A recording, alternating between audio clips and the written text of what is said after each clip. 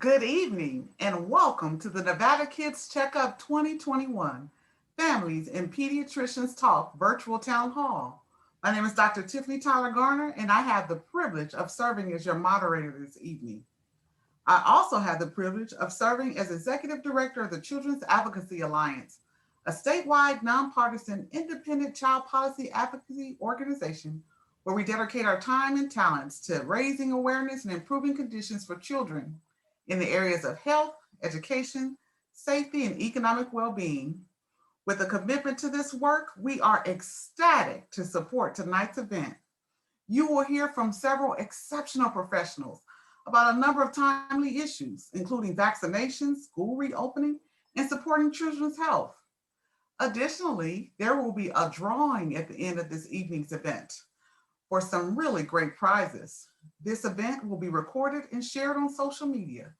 If you have questions for our panelists throughout the event, please feel free to share them in the chat so we may ask them towards the end of the event.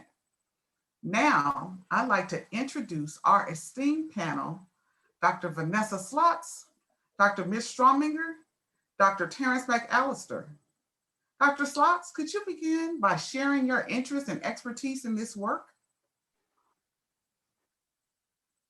Joining us. My name is Dr. Vanessa Slotz, and I am the current president for the Nevada chapter of the AAP, as well as a general pediatrician with Renown Children's Hospital in Reno, Nevada.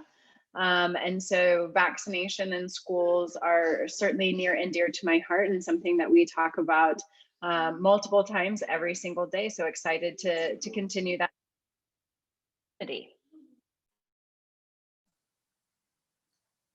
Dr. Mcallister, could you share? Yes, thank you for having me. I'm Dr. Terence Mcallister. I'm a primary care pediatrician in Las Vegas at Desert Valley Pediatrics. I am also the secretary treasurer of the Nevada chapter of the American Academy of Pediatrics. And I'm just always been an advocate for children's health, and it's just great to have another opportunity to share some of our knowledge and experience with people and be able to answer questions outside of, sometimes within the exam rooms, things get a little bit too busy and can get rushed. So it's good to have some time outside of the exam room where we can answer people's questions. Thank you. Wonderful. Dr. Strominger, could you share? Hi, I'm Dr. Mitch Strominger. I'm actually not a pediatrician, but I'm an ophthalmologist, and my specialty is in pediatric ophthalmology and pediatric neuro-ophthalmology. And such, I am involved with the pediatric groups around the country and the American Academy of Pediatrics, the Nevada chapter. I'm also the vice president this year of the organization. My interests are primarily dealing with vision issues in kids. Either kids who maybe fail vision screenings or kids who have eye crossing issues or even kids with processing issues. And I also have an interest in children with neurological problems that affect the vision. And this could be anywhere from something they're born with to kids who might even have vision issues after a concussion or something like that. So it's really a pleasure to be here and discuss whatever topics you guys want. Wonderful. Thank you for joining us. Our first question is related to the COVID vaccine. Amber in Las Vegas would like to know what our doctors recommend regarding nursing moms receiving the COVID vaccine. So yeah, I'd be glad to answer the question. So the COVID vaccines, there's always been some concern with them because people feel like it got out so quickly, and they did, but getting them out quickly didn't mean making a lot of shortcuts. So they were still tested extensively, so we know the vaccines are safe and effective, and they have been tested and continue to be tested in women who are nursing as well as women who are pregnant. And as of now, there have been found no adverse side effects from either pregnant women or nursing women from getting the vaccine. In theory, scientifically theory, there's no way that the vaccines that are given right now could get into breast milk, so there shouldn't be any problem at all with nursing, and the studies have backed that up. So there are a lot of post-vaccination studies ongoing following these women who are getting the vaccine, either women who are pregnant, women who become pregnant after getting the vaccine or were pregnant before the vaccine, or in women who are breastfeeding. And so far, they haven't found any adverse effects from it. So the recommendation at this point is that if a woman is eligible to get the vaccine, she should be offered the vaccine. And we would encourage her to take the vaccine, even if she is breastfeeding. And there's no reason to stop breastfeeding. That still is the best source of nutrition for your children. And with the mom being vaccinated, that's just going to give extra protection to the child. So she should continue breastfeeding, and she should get the vaccine. Wonderful. Kelly and Henderson has a question in the same vein. What are the minimum ages to receive currently approved versions of the COVID vaccine? Panelists?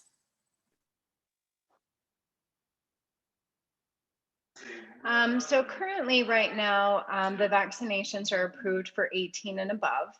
And that is with the Pfizer and the Moderna and the Johnson & Johnson. Currently in process right now is ongoing studies with the vaccinations for 12 to 18. And so those are still in process. So we'll hopefully we start seeing some of that research coming out and those recommendations coming out from 12 for those children 12 to 18 sometime, maybe later this spring or summer. So we need to just kind of keep our eyes out for that.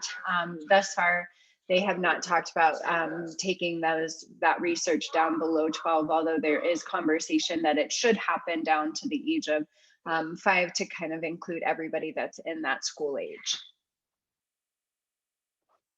Thank you.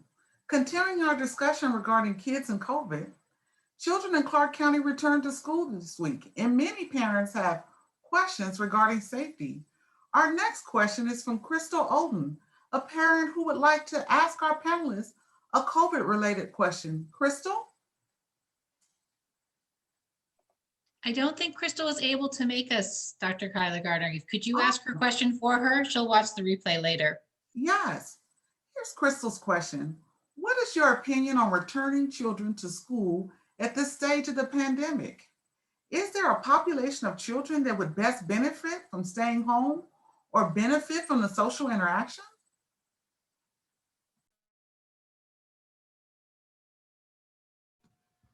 Yeah, so I can certainly answer this question as well. So the American Academy of Pediatrics and our chapter here in Nevada have long been saying that we think it's important for children to get back to school. Shutting down the schools for the pandemic was important to protect people's health, but we have always recognized that there is a downside to it as well. Not just the education that children are missing, but kids get so much more out of school besides just the simple education. They get the social interactions, which benefits their mental health. They get nutritional benefits at school by getting a healthy school lunch and sometimes a school breakfast as well. And then they get physical activity as well through PE or sports, or even just running around and playing with their classmates. So there are a lot of benefits to being in-person schooling. And having had to stop that in-person schooling for so many kids, we've seen a lot of negative consequences to it. It definitely is affecting our kids. We've seen increases in depression symptoms in children. We're seeing kids feeling more isolated. We're definitely seeing kids gaining weight and becoming less active, as well as missing out on their education. We know that although the online schooling works for some kids, it doesn't work for every kid. And so there certainly are kids who are suffering in their education because of this. So we do stand behind the idea of reopening the schools. We believe that the schools should be the last things to close and the first things to reopen. The American Academy of Pediatrics has put out a statement about this, supporting the reopening of schools when it can be done safely. And there are some very specific recommendations that are given there for doing it safely. Things like mandating masks in the schools, trying to maintain that 6 feet of distance, although with the recognition that it's just not always possible. And so everything's kind of a balance. It's these layers of protection that schools need to put into place. And so we recognize that schools are going to need increased funding to be able to do this. Now, the other questions about specific groups, as far as specific groups that would benefit from going to school, I think that's almost everybody. And like, as I said, the online schooling doesn't work well for most kids. So I think just about everybody benefits from that in-person schooling by increasing their physical activity, by getting a better education, by getting better nutrition, and just by having that social interactions with their peers and with their teachers is so important. the other side of that question is, are there any kids that shouldn't go back to in-person schooling? And that one's a little bit tougher. Certainly, kids who have a significant underlying medical conditions, kids with cystic fibrosis who would be particularly susceptible to a respiratory illness, or kids who are otherwise immunocompromised, kids who have cancer who are currently getting chemotherapy, so they may be more susceptible to infections. That's a discussion that I would encourage parents to have with their pediatrician for those individual kids to determine kind of what's best for them. We do encourage the schools to reach out to kids with special needs and to make schooling available for kids with special needs. Kids with special needs often get more than just their education at school. They get speech therapy, they get occupational therapy, they get other behavioral therapies. So I think it's important for those kids with those special needs to really be a priority to getting back to in-person schooling because of what they get out of it. So yeah, an assessment, I think I'm glad the schools are reopening. I think almost every child would be better off in school, but I think we as a community have to put the support behind the school, including getting teachers vaccinated. They should be a priority. The teachers and the school, other staff at the school should be a priority to get them vaccinated. But I think with the right kind of supports, reopening the schools is safe and can be done safely, and we have to keep an eye on it. I don't know if the other panelists have anything they want to add. Well, I would agree with that. I mean, from the vision standpoint, there's two things that come up. Number one is that a lot of children get their vision screenings through the school district. So they're missing out if they're doing online screenings, online schooling, having some of these tests that the school nurses and the school districts do for the schools. The other thing is that there's a lot of eye strain that can sometimes go on if someone's on their computer all day long, and that can sometimes cause headaches and things like that. So I certainly think that getting the kids back to school from the vision standpoint is the best when possible.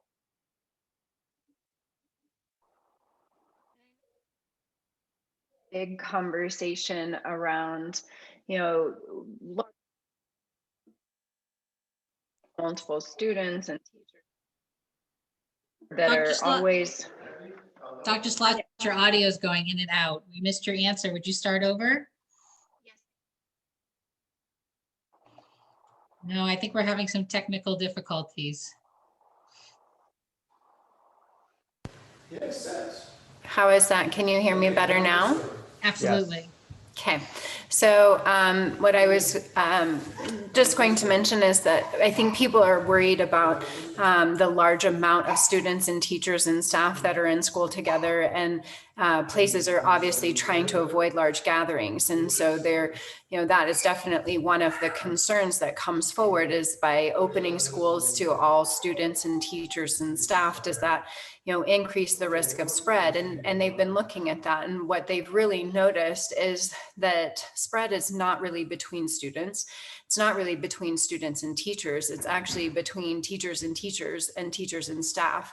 Why that may be is hard to say. Maybe they are relaxed in the break room and taking masks off, or coming together to collaborate on teaching plans and things like that.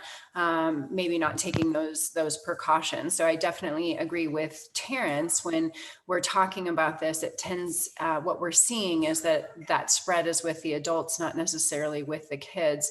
So really making it a priority to get those teachers vaccinated and the staff vaccinated is going to be crucial. The other thing is that there are studies looking at the kids who do pick up COVID, and it turns out that most of them didn't pick it up at school, and the school districts that are open, they picked it up at home. And so, that's typically obviously through a parent or other caretakers. So, and the chance of them spreading it at school, if they're wearing a mask and doing some social distancing, is actually very low. Thank you for those timely responses. Our next question is from Rashetta Hurt. It also addresses education, particularly how to teach children the importance of healthy habits, and how can you make healthy habits more noticeable to a child? Are teachers making a health concern in their field of work? Well, it's just common sense, a lot of this, right? And that is, if you have healthy habits at home, your child looks at that. If you get up in the morning and you brush your teeth, and maybe brush your teeth with your child, they're going to brush their teeth. Same thing as going to bed. If you eat healthy at home, then your child's going to eat healthy at home. If they see you eating sugary snacks and sodas and things like that at home, they're going to mimic that. And, you know, that's the hardest thing when we're trying to have conversations with parents and teachers and how to get healthy habits in school if the parents don't demonstrate those behaviors. So, you know, I think that's what we need to look at.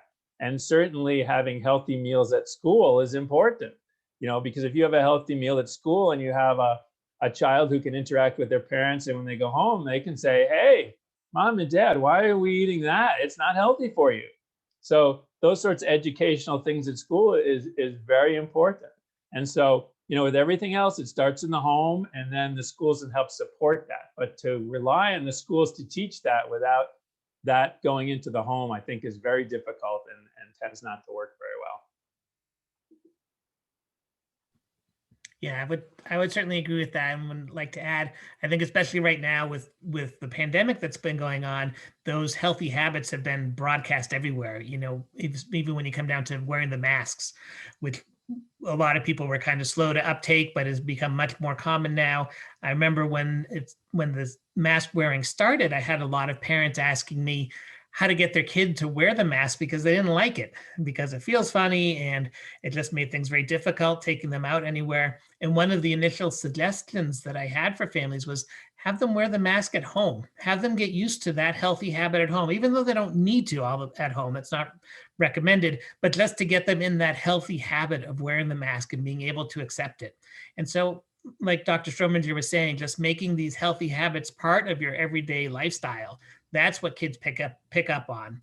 And that's where those healthy habits are learned for sure. Yeah, and we as physicians see kids all the time, right? And they come in wearing their masks. And, you know, one of the things I always say, boy, that's a great mask. Where did you ever get that? You know, they come in with masks with basketballs on it or superheroes. And then I say, wow, those are fantastic masks. You look so cute. And then I say, I just want to thank you for wearing your mask. It really protects me too. And I appreciate that. And so that feedback, I think, is supportive too from the professional standpoint.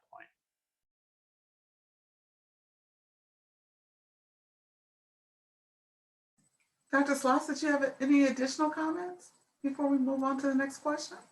Yeah, I think it's just also important to be open and honest with our kids about, you know, what's going on and what healthy habits are and what they mean. And talking about, you know, when we're talking about food, making sure that we're modeling that for our children, and, you know, talking even about how sweets can give us energy, and yet, you know, apples can do longer lasting energy. And so talking about things not necessarily in a negative way, but making sure we're highlighting the positive aspects of the healthy habits that we're making. And I think, you know, Mitch mentioned this, it's about modeling. If we're not modeling those behaviors as parents and adults in our community, and certainly as, you know, providers that families and children are looking up to, then that is going to be really hard for then those children to kind of take that one step farther. And so I think modeling is going to be the hugest thing for everything, and healthy lifestyle, mask wearing, hand hygiene, social distancing. And so just being open and honest and talking to our kids, I think, is really important. Thank you. I just want to restate the last part of that question is, are teachers making health a concern in their field of work? Where might you be seeing that? Or where might you have suggestions for how they might make health a concern in their field of work? I think a lot of our teachers, in just regard to COVID, have been really anxious about being in the school with their kids, and having teachers in my family that are sharing some of those very same concerns, I definitely understand. And so I think it's again, that same thing. We want them to be, models of good health. So we want them to, if they are eligible for the vaccination, and they should go and get it, and they should be proud of that and talk about that fact. If they're, again, in front of the classroom, they need to be, practicing social distancing, they need to be wearing their mask, they need to be doing hand hygiene. Anywhere where they can point out healthy habits. After sitting for 10 minutes doing a lesson, let's get up and move. And why are we doing that? It's because, this is healthy for us. Our body likes to move, and it makes us feel good. It makes us energetic. So I think there's a lot of ways that teachers can put these behaviors into the classroom, and by protecting themselves, emulating that for their students in the community.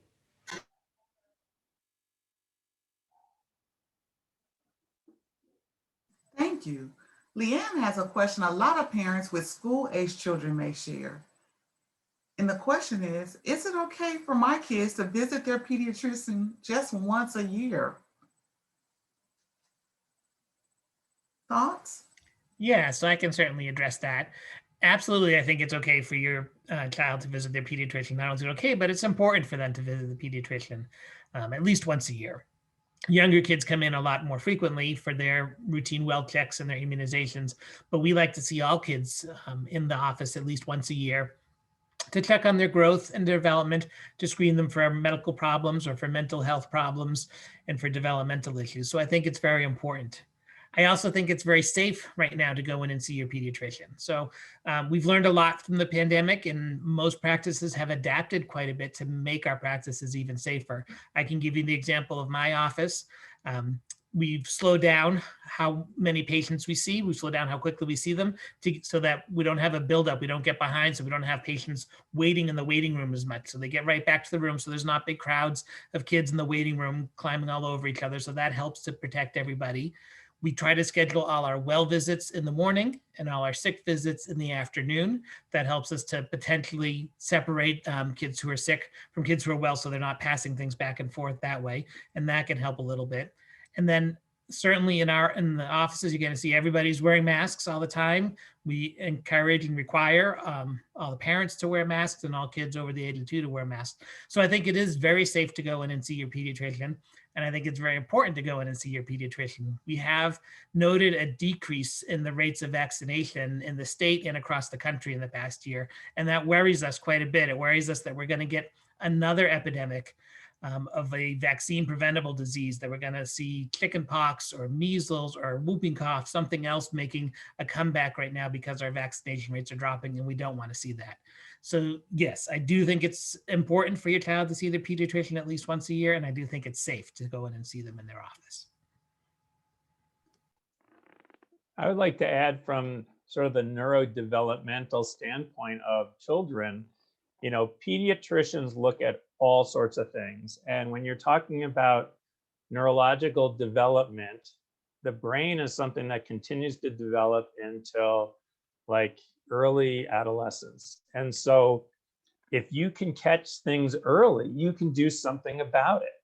And the problem is that if the child isn't going into the pediatricians to get these screenings of hearing or vision or what have you, and it goes 2 or 3 years, and then you discover it, boy, you're in trouble. And sometimes these things cannot be reversed. And you say, boy, it's too bad that you didn't bring your child in when they were 2 or 3, because I could have done something about it.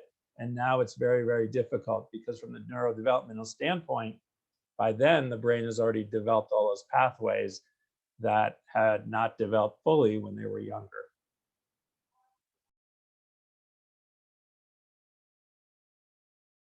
Dr. Slotz, do you have any additional comments? I think the gentleman answered everything beautifully.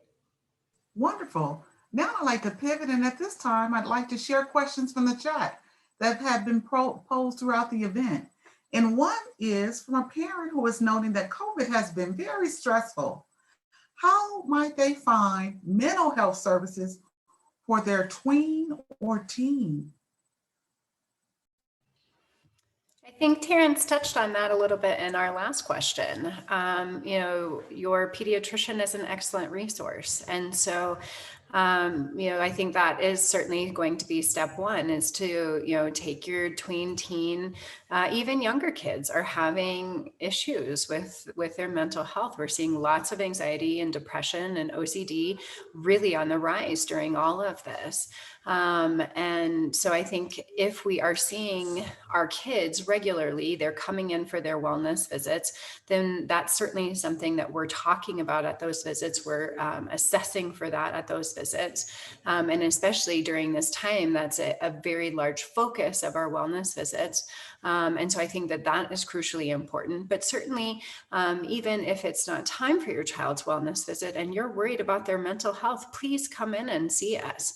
We are trained to be able to help in these situations. We have access to be able to provide those referrals to psychologists and psychiatrists. Many general pediatricians are even at a place where they're able to do medications if those things are necessary. But I think the very first place to start is at the pediatrician's office. Wonderful, thank you. Another question. Jackie, can I just add one more comment on that before we move on? Please. I certainly agree with everything that Dr. Slott said, but I think one other place to look to get that support for mental health issues is at school, back with the teachers and the school counselors. I mean, the question came up earlier about how are teachers or how are the educators helping address health issues. And this is one important way where they really do, and they always have. So teachers have always been an aid for us in helping to identify and treat kids with mental health issues, everything from ADHD, where you need that input from the teachers to know what's going on, as well as to evaluate how well your treatment's working for them. But also they do a good job at recognizing the kids who are struggling, who are kind of socially slipping out of things. They see them on a daily basis where we don't, so they can sometimes notice those changes before we do. So don't forget, the advantages of and the resources that are available at the school. I know the school counselors are probably overextended and overstressed, but they do have access to resources. And sometimes that's a place where kids feel a lot more comfortable too than coming into the doctor's office. So remember to use the schools as a good resource, a good starting place to help identify the mental health problems and to find the resources you need to help treat them. Wonderful. Our next question is, when should children start to see a dentist? Are there any particular precautions or considerations for dental appointments during this time?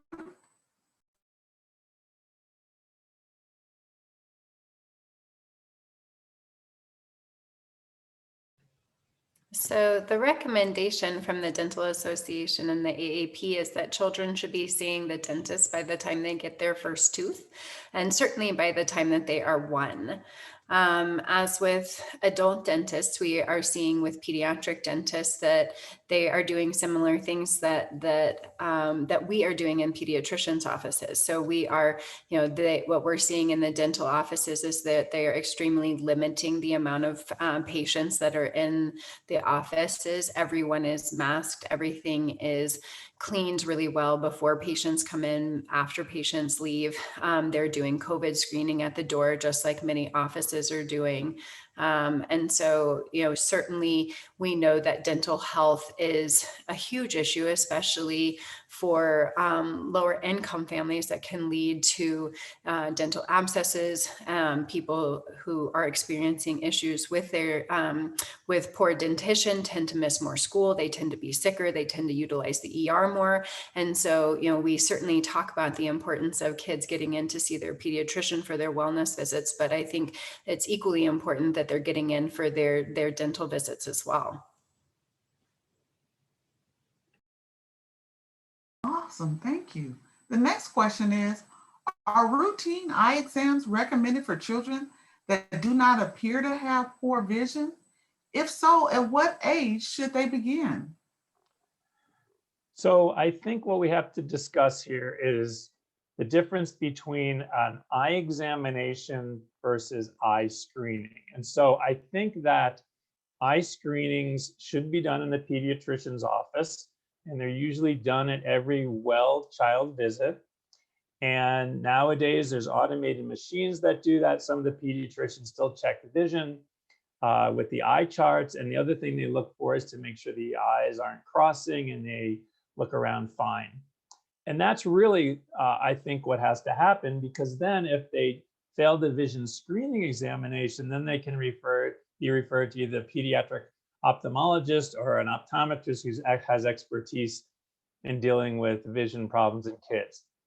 I don't think every child needs to come in to see an eye doctor every year. I think that that's probably a little bit overkill.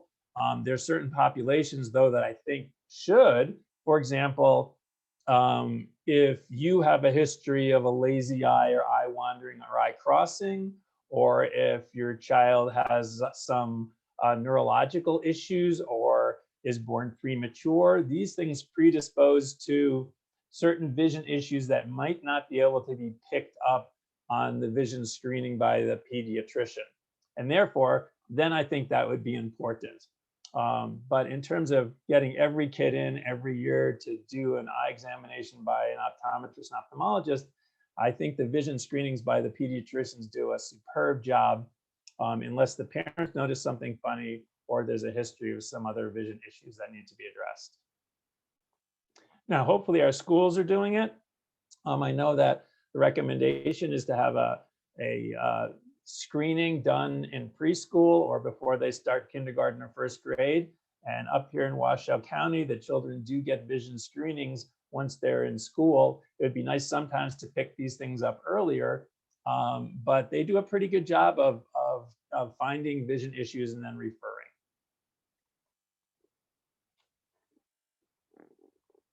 Wonderful. Thank you. Our next question is, someone who's noting the invaluable resource that school nurses play.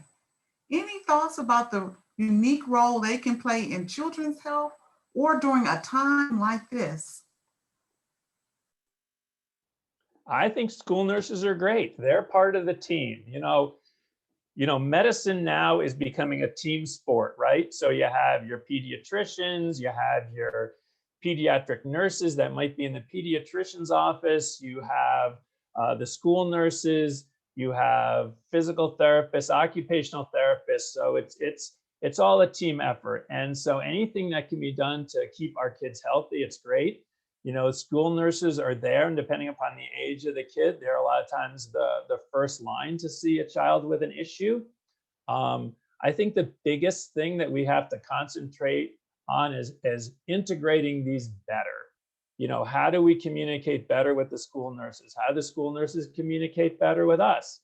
You know, to have a school nurse just tell a parent, you know, okay, your child has a problem, go to the pediatrician, without any notification of exactly what's going on, you know, sometimes delays things. So that, I think, is the important thing. And boy, you know, the ophthalmology society that we deal with now with pediatrics, we actually have school nurse representatives come to our meetings because we think it's important for school nurses to know about vision and to interact with the pediatric eye doctors around the country. And it's been a fantastic relationship.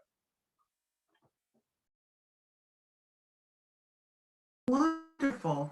Now we have a question where I think they're asking you to speak to professionals like you.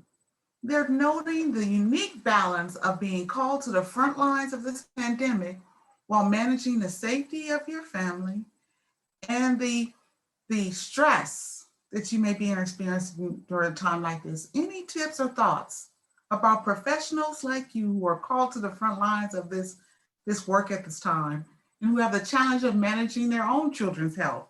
Well, you know, that's so nice that people are thinking about the healthcare professionals during this pandemic. And certainly we always worry about, you know, us getting COVID and bringing it home to our families and things like that. But, you know, one thing that I always go back to is that we have a science background. So we understand that, you know, we can't rely on rumors about diseases. We can't rely on studies that haven't proven everything. And, you know, with a lot of things, we all know that wearing masks is helpful. Washing your hands is helpful. So when you go back to the basics, it's not as scary for us, I think, anymore for taking care of of patients with COVID. And sometimes we don't even know they have COVID. I had a patient the other day who a week later after I saw them ended up testing COVID, and I'm sure that patient had it when they saw me. But I take my precautions. I wear my mask, I wash my hands, we scrub down the room and the examination room between patients. And when you take all these precautions and the patients wear masks and are appreciative of it, it's not quite as scary as it used to be. And we rely on the science. We rely on the science to say, you know what, this medication doesn't work. It hasn't been proven, or this thing doesn't work. So I think we all appreciate the fact that the community is supportive. We take care of bad problems our whole careers, and this is just another thing. And so we mentally sort of are prepared for that a little bit, although this is certainly scarier than some of the other things. So we appreciate it. Yeah, and one thing I'd like to add, I think the term of frontline has been really turned upside down with this pandemic, because there really isn't a front line, right? I mean, people who are working in grocery stores are getting exposed at higher rates, and it's people in the hospitals, yeah, the medical workers, but also just as importantly, the housekeepers in the hospitals who are getting exposed to things. So the front line is really everywhere with this pandemic, right? And that's really where the solution is coming from too. It has to come from everywhere. So that's why the universal mask wearing, the universal social distancing, it's not just a problem that's that can be contained in the hospitals and the doctor's offices. It's everywhere. So I really think, especially with this pandemic, I really don't feel like there is a front line. I think it's just everywhere. And yeah, there are some professions, some individuals who are at increased risk of exposure. And so you take some extra precautions, but that goes well beyond the medical profession. And I think everybody has really stepped up during this pandemic to take care of themselves, take care of the community. And the other part of that question is, how do we take care of our own families? And it really is the fact that it's kind of a community effort here, that everybody's struggling with many of the same things. In some ways struggling with a lot more things. Yeah, as healthcare workers, we have it on, seeing a lot, been exposed to a lot and seeing a lot of patients. We've all kept our jobs, we've all kept our income, and not everybody can say that. And so it's a different kind of stress, but it's very, very stressful for them as well. And so I think the pain of this pandemic, the stress of this pandemic, and the risk of this pandemic has been spread out pretty well over a lot of populations. Yeah, those are great points.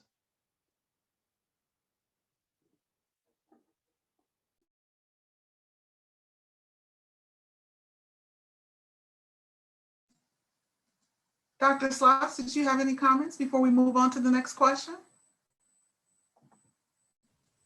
I think just great points overall by both Terence and Mitch tonight. And I think, it really is important for all of us to come together as a community and to recognize that we are all at risk in some way. And so if we are taking precautions and we're making sure that we are modeling that for our community and talking about the importance of all of these things and holding the science up for everybody to see, to talk about, to even question, so that we can kind of approach that together is hugely important. And I think monitoring our stress is crucial. And, in general, physicians and providers have a very stressful job. And during this time, it's certainly been more. And I think even more so, this is, taking us back to spending time with our family, finding ways to connect in that regard, looking hopefully for ways in which to reduce stress. So going outside is a safe activity in which we can all do. And so getting out and getting some fresh air, going for a walk, finding ways to make sure we're eating healthy, that we're staying active, that we're getting ample rest. And, I think that there is something in this, and that, we can all kind of come back together as, our home unit, whatever that may look like, and help and really help each other. And so I think, looking for ways, and if you are experiencing stress, reaching out. So, we've already kind of talked about community resources for kids and their pediatricians and their schools, their school nurses, their school counselors, but those resources are available for adults too. They can, talk to their primary care providers if they're really having some issues. A lot of workplaces are having help with mental health because this is affecting everybody. And so, seriously, everybody who's struggling, you're not alone, I think is also the other piece of this. And please reach out to get the resources that you need to kind of continue to move forward through this. I really appreciate each of your comments. I've recently heard it said that while we might not all be traveling in the same boat, we are absolutely in the same storm and have an opportunity to ensure that we each make it ashore. That said, I'd like to give each of you a moment to think through all the things that we've talked about tonight, and then to share what's the one thing you hope all parents take away from the conversation about general children's health, and what's the one thing you hope they take away from this discussion regarding managing during this pandemic. Yeah, I can answer that question. It's hard certainly to boil everything down to one thing, but I think my overall message would be to remember that we're part of a community here, that we as pediatricians are here to help you take care of your children. And so we're a resource that's available for you, both in person when you come into our office, as well as information we're able to provide for you. Things like healthychildren.org, which is a website run by the American Academy of Pediatrics, has lots of great resources, lots of great information for parents on a lot of different health issues, something easily accessible all the time. Reaching out to your pediatrician with questions. Most pediatric offices right now are doing online appointments as well as in-person appointments when appropriate. So there are ways to reach out to your pediatrician. There are ways to get that connection, to get that help, and to allow us to help you with raising your children. That's what we're here for. That's what we do. It's what we love to do. So definitely reach out to us.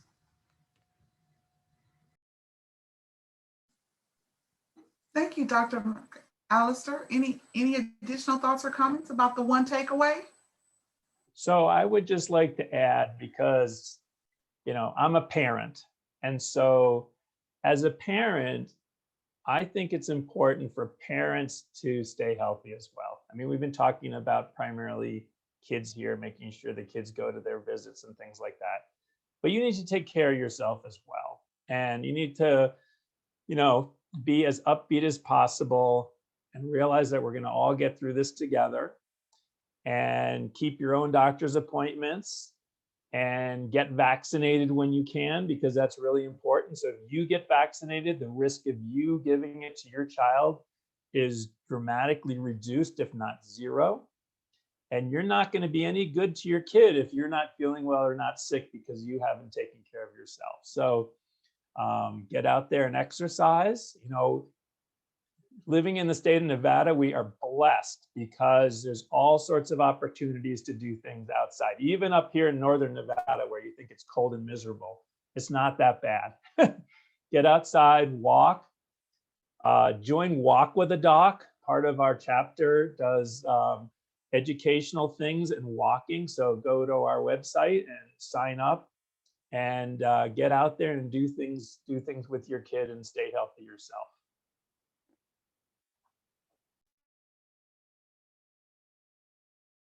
Dr. Slotz, any additional comments or takeaways from your perspective?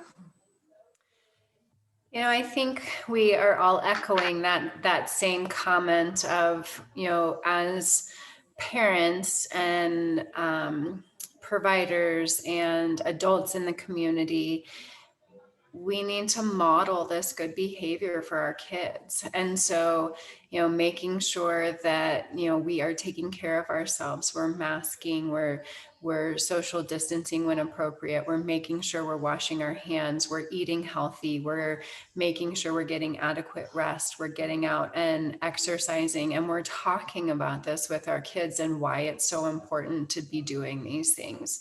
And in this stage of so much change and so much stress, I think it's huge that we're also giving ourselves grace. we are trying to get through this, and it is not easy. And, I am extremely lucky that I work full time. I have my job, and I am not also trying to teach my children 7th grade math because my child's 3. So I am in a very lucky position that I do not have to be both parent, worker, and teacher.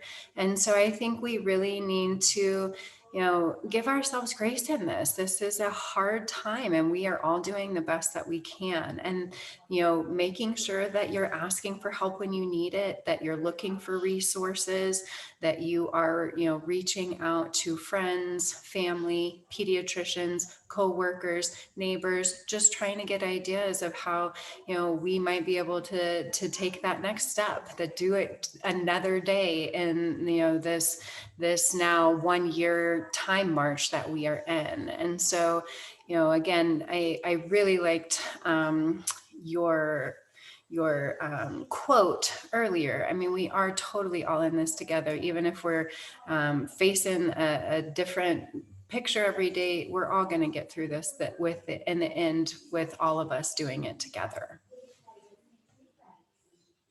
Yes. Thank you so much for your thoughtful, informative commentary in this discussion tonight. I'd now like to introduce the director of the Nevada chapter of the American Association of Pediatrics, Leanne McAllister, to conduct this evening's prize drawings. Leanne? Hi, yes. Before we go into the prize drawing, I'm going to wrap up the video for our social media later, and then we'll stay on and do the prize drawing. So thank you, everyone, for coming tonight, for answering some parents' questions. And hopefully this will be one in a series so that parents know that they have an opportunity to have their questions answered from Nevada Pediatricians. So I'm going to stop the recording, but we'll continue on.